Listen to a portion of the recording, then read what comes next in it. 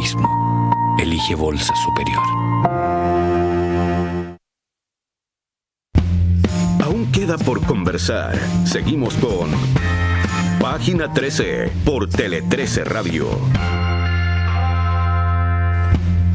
Siempre queda por conversar, lo hacemos en Página 13, la última conversación del día acá en Tele 13 Radio, siempre con Quique Mujica, hoy con Juan Francisco Gali y con Carlos Gajardo. Quique, Carlos Gajardo nos propone que actualicemos lo que pasó ayer, la formalización de Luis Hermosilla en la lista Parque Capital del caso Factop. Quique.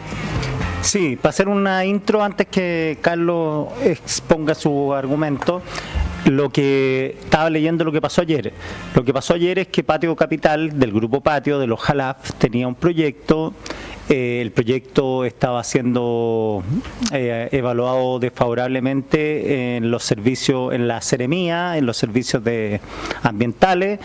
Entra el 2018 2019 Luis Hermosilla, que estaba cercano a los patios, y le ofrece, según el Ministerio Público, a los Jalaf una asesoría con una comisión de 45.000 UF.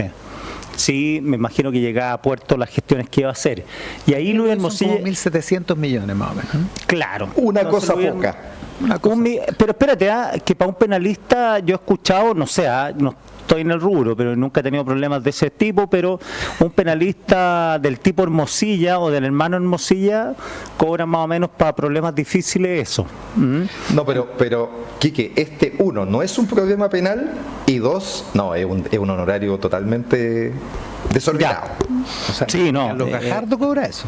No, pero además tuvo un problema penal, o sea, esto de penal no tiene nada, digamos, ¿no?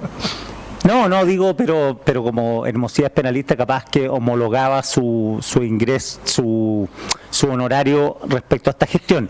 Pero entrando al tema, la gestión significaba que Hermosilla comienza a influir, esto es lo que dice el Ministerio Público, en el Ministerio de Vivienda para apurar el permiso para el proyecto en un periodo de ese tiempo puede influir a través, dice el Ministerio Público, de Andrés Chadwick, que era ministro. Después Andrés Chadwick deja de serlo y empieza a influir directamente en Felipe Ward, que era el ministro de Vivienda, y en el Ceremi, y logra una línea directa con el Ceremi, y según el Ministerio Público ya empieza a insistir permanentemente a través de WhatsApp y a través de comunicaciones y reuniones, incluso en su oficina, respecto de qué está pasando con el proyecto, hasta que, para hacerla corta, el proyecto se aprueba pese, dice el Ministerio Público, a los análisis desfavorables del principio. Eso es más o menos la línea para hacerla corta. Carlos. No la hizo tan corta, me dejó sin tema ya, Quique, lo explico completo. No, mira, es bien interesante porque yo quería irme a un par de temitas que pueden ser técnicos, pero como tenemos una escucha, un radio escucha una audiencia, ¿no es cierto?, muy informada, yo creo que es importante hacerlo, porque me quiero concentrar en la defensa que ha hecho Juan Pablo Hermosilla de esto, ¿no? Y del propio Luis Hermosilla, que ha dicho, estos son unas mentiras evidentes, algo así dijo, ¿no? Severas, unas mentiras severas, el Ministerio Público está mintiendo severamente. Y la defensa básicamente fue a dos puntos. El primero fue a decir, Luis Hermosilla no es funcionario público, y si eso es correcto, si no es funcionario público, se cae todo este naipe, ¿no? Porque este es un delito que solo puede cometer, el tráfico de influencia, un funcionario público. Y ahí yo creo que hay un primer error de Juan Pablo Hermosilla, porque ser funcionario público es distinto para la sede administrativa que para la sede penal. Para la sede penal lo que se aplica es el artículo 260 del Código Penal, que es extraordinariamente amplio. Básicamente cualquiera que pase, ¿no?, por un órgano público en cualquier forma de contratación, la ley lo reputa, y esta palabra es importante porque cuando dice lo reputa es que lo considera aunque no sea. Dice el 260, se reputa empleado que se desempeña un cargo, funciones de administración central, empresas, fiscales, autónomas, órganos del Estado, dependientes, y mira lo que dice, aunque no sean de nombramiento del presidente de la República, ni reciban sueldo del Estado. O sea, incluso una persona que no reciba sueldo del Estado, pero cumple esta función pública, para efectos penales se reputa, se considera funcionario público. Y traigo a colación dos casos que históricamente nos permitieron reflexionar en el derecho penal sobre esto. El primero, el de Juan Pablo Dávila. Ustedes eran muy jóvenes, década de los 90, ¿no? Y Juan Pablo Dávila era empleado de Codelco, una empresa del Estado, pero donde sus trabajadores tenían contratos de trabajo, no tienen nombramientos, ni están sujetos al estatuto administrativo, ni los controla la Contraloría, tienen un contrato de trabajo como cualquier trabajador. Y a Juan Pablo Dávila se le imputó delito de fraude al fisco porque había hecho todas estas operaciones, ¿no es cierto?, con Futuro, y le produjo una pérdida tremenda al Estado de Chile, y finalmente él es condenado como autor del delito de fraude al fisco porque se le considera empleado público, porque no importa la forma de contratación, lo que importa es que esté cumpliendo una función pública, y eso se cumple incluso en una empresa del Estado. Entonces, para efectos penales, por ejemplo, las personas que trabajan en Televisión Nacional de Chile o en la Universidad de Chile son funcionarios públicos, claro, para efectos penales. Y sin duda, los que tienen contratos a honorarios, que eso es lo que alega Juan Pablo Dávila, también son considerados funcionarios públicos. ¿Cuál era la calidad jurídica de Luis Hermosilla? Él era un abogado asesor del Ministerio del Interior que estaba contratado a honorarios.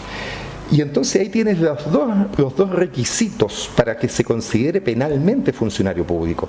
Uno es que estés adscrito a un órgano estatal y que cumplas una función pública. No hay duda de eso. Lo que hacía, obviamente, Luis Hermosilla era cumplir en ese rol una función pública. Una cosa distinta, y ahí puede venir quizás la confusión que intenta crear Juan Pablo Hermosilla, que no creo que genuinamente esté convencido de esto, si él es un abogado con mucha experiencia. La confusión es que no es un cargo de dedicación exclusiva. Es decir, él cosas, y de hecho tenía su oficina de abogados montada paralelamente, ¿no es cierto? Entonces, por supuesto que no tenía dedicación exclusiva, pero muchos funcionarios públicos no tienen dedicación exclusiva. Por ejemplo, los concejales en un municipio, ¿no?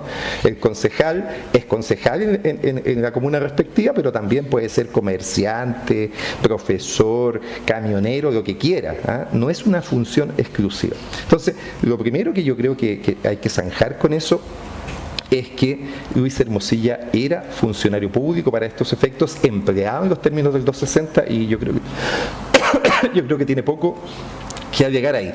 Distinta es la situación de Andrés Chadwick, porque Andrés Chadwick había dejado de ser en buena parte de este periodo ministro del Interior, y probablemente ahí la Fiscalía en esta arista va a tener más complejidades para poder imputarle algo a Andrés Chadwick, porque, insisto, en este periodo él ya no era ministro del Interior, entiendo, hay que ver las fechas, y por lo tanto no se le puede hacer un reproche penal.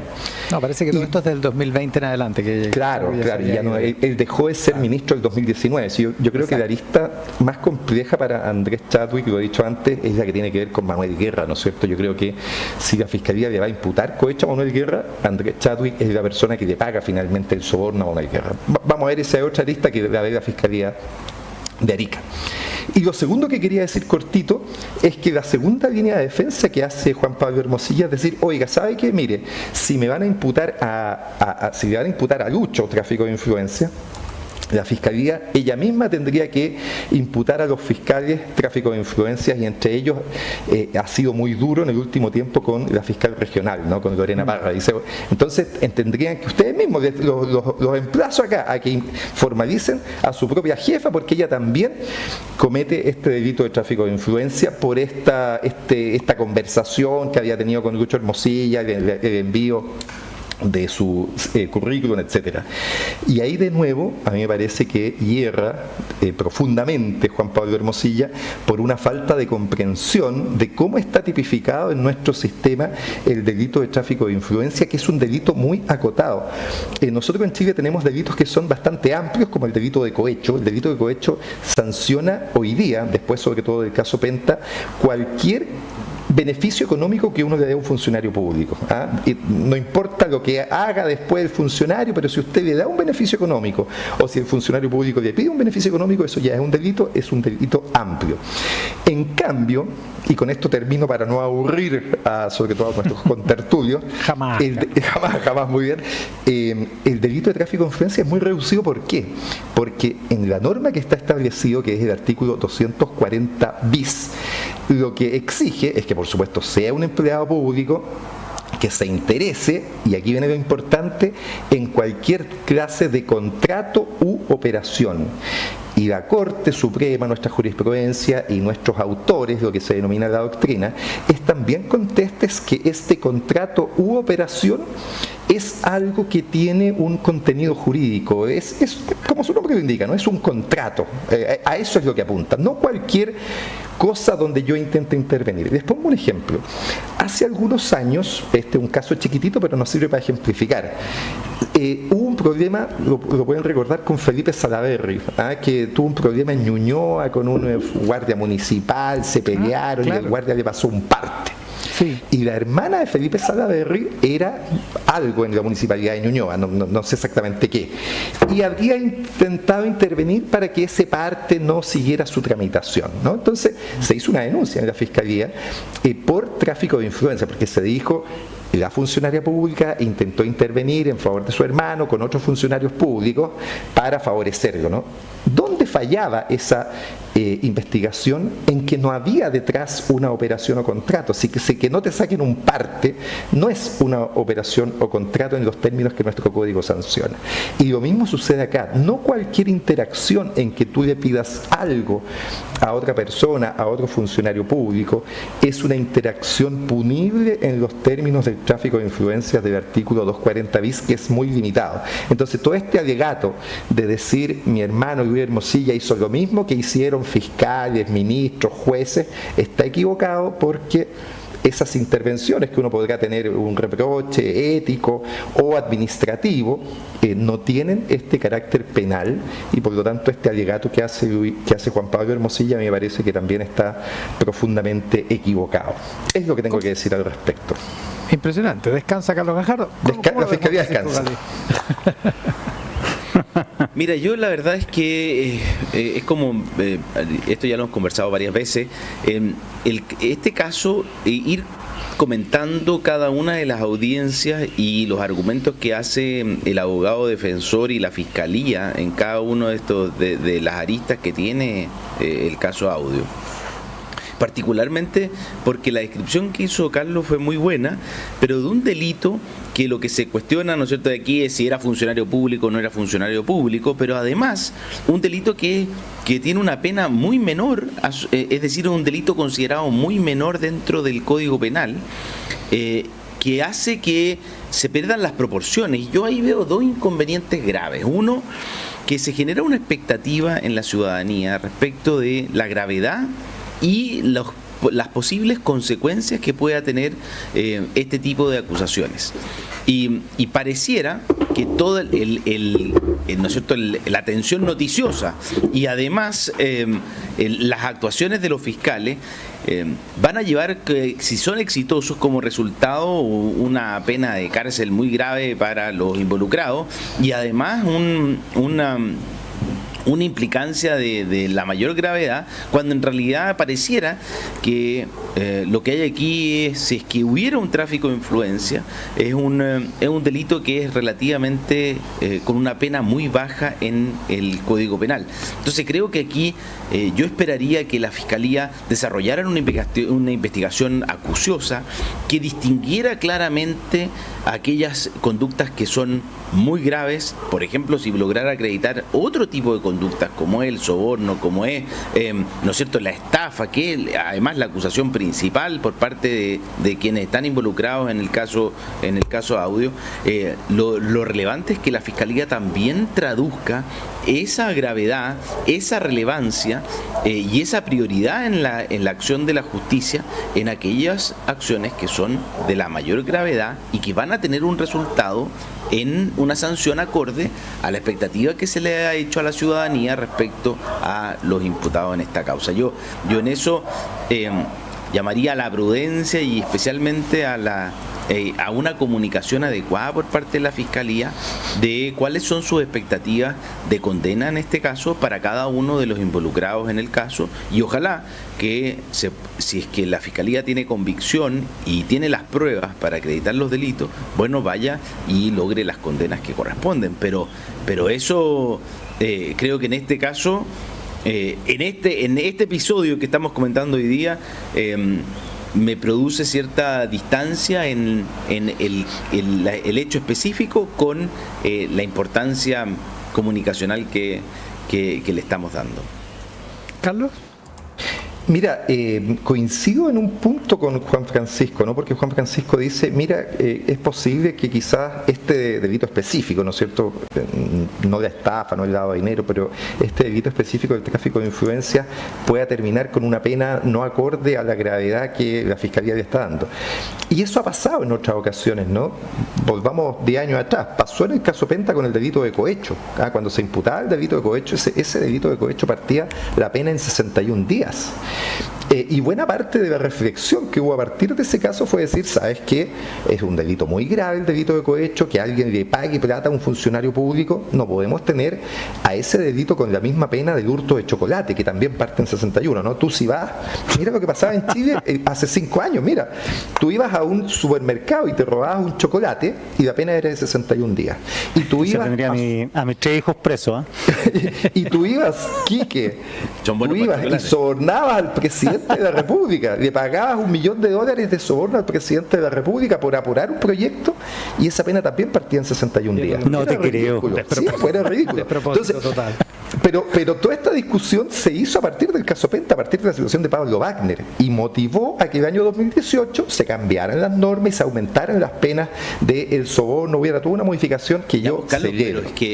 Pero es que yo creo que eso es inconveniente, altamente inconveniente. ¿Qué cosa? Ocupemos los casos para desarrollar políticas públicas de aumentar así las funciona sanciones, el mundo, por Juan Francisco.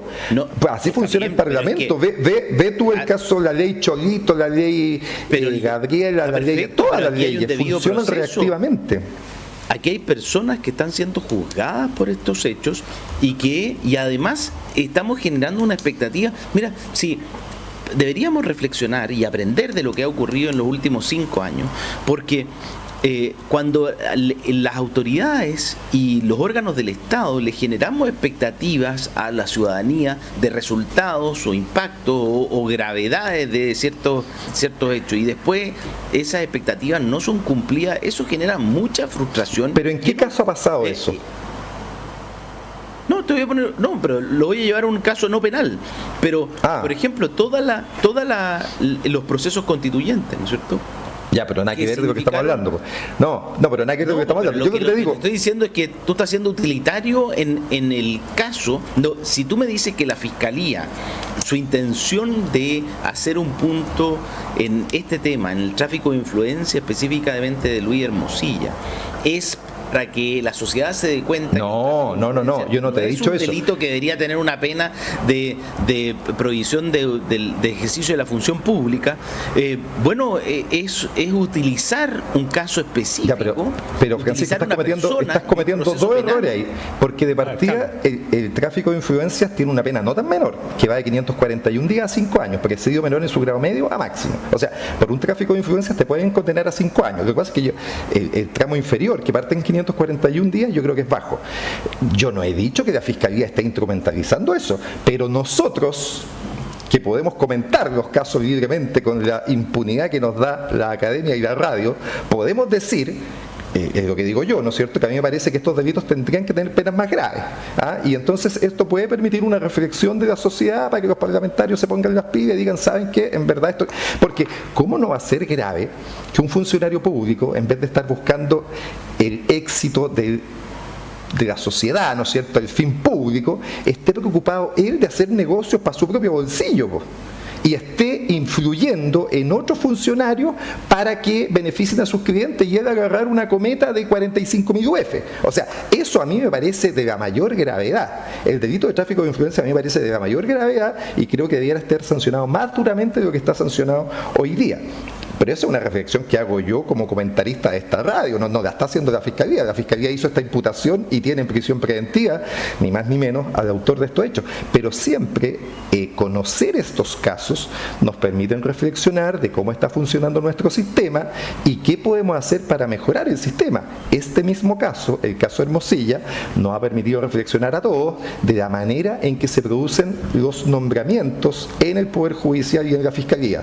Y ha tenido la virtud, dentro de todo lo malo, de generar un consenso en que tenemos un mal sistema de nombramiento y que hay que cambiarlo, ¿no? Claro. El gobierno hizo un proyecto de ley, eso está avanzando a paso de tortuga. Yo creo que el gobierno se anotaría un gran poroto si sacara esa reforma, es muy probablemente que no lo saque y vamos a seguir esperando 4 años más, los mismos 4 años que esperamos en el gobierno anterior, ¿no? Porque Hernán Larraín, el ministro de Justicia anterior, también instó por este cambio y no le resultó, no le dieron pelota en el Congreso.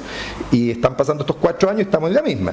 Entonces, si algo podemos hacer, al menos yo, ¿no es cierto?, desde esta humilde tribuna, es decir que hay cosas que me parece que, para evitar que sucedan en el futuro, podríamos tener cambios legislativos para desincentivarlos y desde ese punto de vista, Carlos, por supuesto que creo que me parece que es valioso que hablemos de esto en la radio.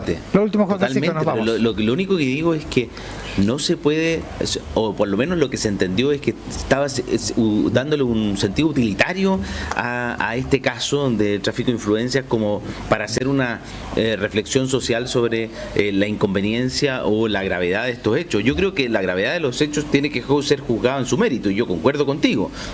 Si una persona abusa de su cargo para beneficiarse personalmente, sin duda que eso es grave, sin lugar a dudas. O sea, de eso se trata además toda la regulación que tenemos respecto de la probidad, porque justamente el principio que está detrás de toda esta regulación es que quienes desarrollan una función pública tengan en su intención el interés general, el interés del bien común y no su interés particular. Exacto. Y para eso hacemos declaraciones de patrimonio, para eso, etcétera, etcétera. Hay una serie de medidas y no solamente la sanción del tráfico de influencia, hay una serie de medidas que uno podría evaluar si es que están funcionando o no están funcionando, pero hay una la ley del lobo y a propósito de esto, ¿no? Claro. Estamos. Claro. Oye, ya, nos tenemos que ir, muchachos. Juan Francisco, Carlos, Quique Mujica, les agradezco mucho por el programa de hoy. Nos quedan los recuerdos de este 9 de enero, pero a ustedes ya los despido. Muchas gracias, buenas tardes. Chao, que estén muy bien. Que estén muy bien. Chao, chao. Una revista